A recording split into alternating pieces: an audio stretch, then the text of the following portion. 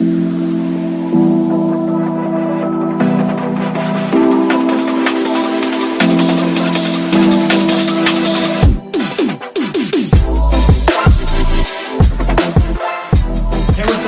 it's Austin here with another Saturday Sunday school, and I know this looks like an egg cutting, but that's because it is an egg cutting. We're going to show you how to cut your ball python eggs, what we look for before we cut, and we're just going to get into some cutting. So it's a pretty cool video. Hope you guys enjoy it. And before we get into that, huge shout out to Reggie's Urban Jungle. Go check out Reggie. He's got amazing snakes, an amazing guy. Go and check him out. He's a great guy. He's got some amazing animal, and he also got a YouTube channel, so go and check that out too. And like I said, we're going to show you guys how we do our egg cutting, and this is straight pulled out of the incubator. As you can see, there's a whole lot of condensation on the top, and you do not want that on your eggs. So usually what we go and do is, after we pull it out, before we start our egg cutting videos, we just wipe all this off. And as you can see, this clutch has a little bit of mold in it, and I say a little bit, but there's a lot in there, and that mold could be everywhere on these little droplets on the top here, and you don't want that falling into the egg with possible bad bacteria or spores that can kill your baby. You definitely do not want that, and we don't want the mold from this transferring onto these eggs too. But before we get into that, I'm going to show you how we determine that the clutch is actually able to cut, and we'll go with this right here. You can see that the egg is really dimpled. It has that leathery feel to it. And when I squish on the inside, you can see it's not going in a lot, but that's because there's actually a snake there.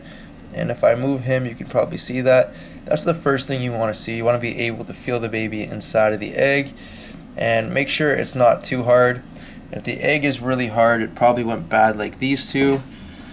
And another thing that we look for is that there's enough water and condensation inside of the tub, because if you don't have enough water and enough humidity inside of your tub, they're not going to dimple, and they're actually not going to be ready to cut in time. That's when you have some clutches that go a little bit longer into incubation, maybe 60 to 65 days. People are just not having the right humidity, and also messes with the temperatures a bit, because it's harder to keep that temperature in a drier area than the same thing with the humidity, which helps the eggs dimple. And you guys can see these eggs were not good. That's why they were placed at the top. They probably had the weakest veins. We don't want that stuff transferring, so what we do here is we lift up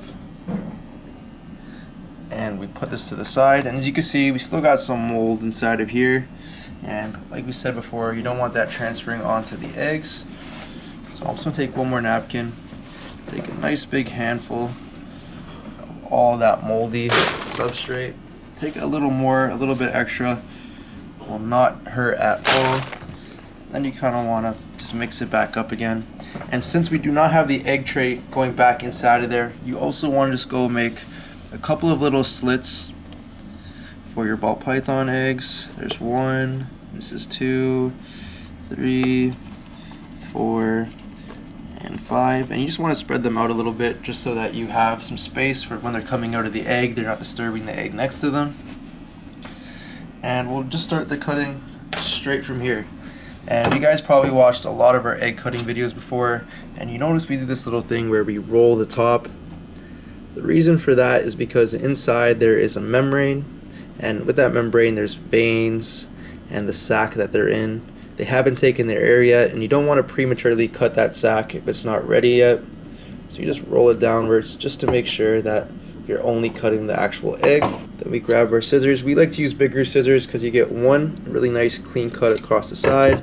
Other people like to use smaller scissors to make a whole bunch of little cuts, or even dig them inside and cut all the way across. Just the best way that we find is with this. It's the cleanest, and it just gives a really nice big window to look inside. You're not going to be putting your hands digging around inside, which can also transfer bacteria to the baby, which is not good. And before we actually go and cut the egg, now that we're ready, preparing for this was a fire yellow belly Nyala 100% het for clown, bred to an Enchi clown. So hopefully we get some Nyala clown combos. Really excited for this, and let's get on with the first cut.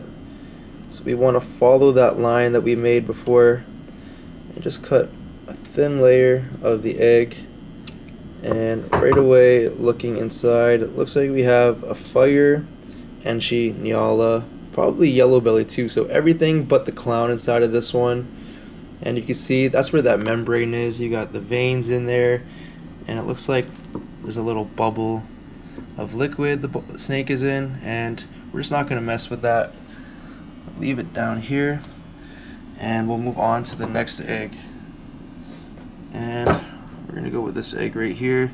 You can see how really moldy it is. It still feels good. I can still feel the baby inside. And with these ones, you want to be a little bit extra careful. You don't get too much of the mold inside of the egg. So what I'm going to do here is wipe my fingers after. Go and get the scissors and just do a nice thin cut all the way across the top of the egg. And looking inside, oh no, looks like we have a normal. So once again, don't want to mess with it too much. It's 100% Heifer clown at least. And I just want to make sure that the folds of the egg don't go too much into the liquid because they're all moldy again. And you want to leave it something like that. 3 eggs left, no clowns yet. And we're going to do this. Get that membrane separated once again.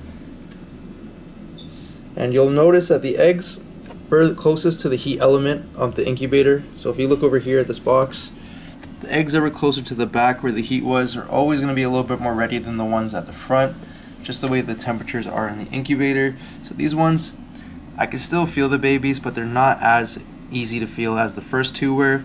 Even this one, it's getting a little bit harder to feel the baby, but you're still okay to cut. They're probably about a day to 2 days away from actually pipping. Today is day 54, and they usually pip on day 56. So cutting across the top there, looks like we have our first clown, and it looks like an Enchi fire yellow belly clown. I don't see any Nyala inside, which is kind of a bummer, but still a really cool baby. Hopefully the next 2 eggs we get some Nyala clown bangers. And let's move into the last 2. We're going to leave this one for last because it's a little bit moldy like the other ones. We'll just get to this one. One more time, separate that membrane from the egg. There we go. A nice long cut across the top. And there we go, Nyala clown. This looks like probably a fire Nyala clown. Could even be yellow belly. I'm seeing a lot of white flaming instead of orange and yellow, which is making me think it's no yellow belly, but it very well could be. And looking at it, it's a pretty cool dark snake. Even with the fire there burning up the sides, you still got some really nice dark tones inside of the dorsal, and that looks amazing. So we'll put that one away. And can we hit one more Nyala clown? I'd love to see an Enchi yellow belly fire Nyala clown. You can see this one's barely dimpled. All you gotta do is really pinch the top and do a little roll. It'll push all the membrane down. And it's looking pretty good.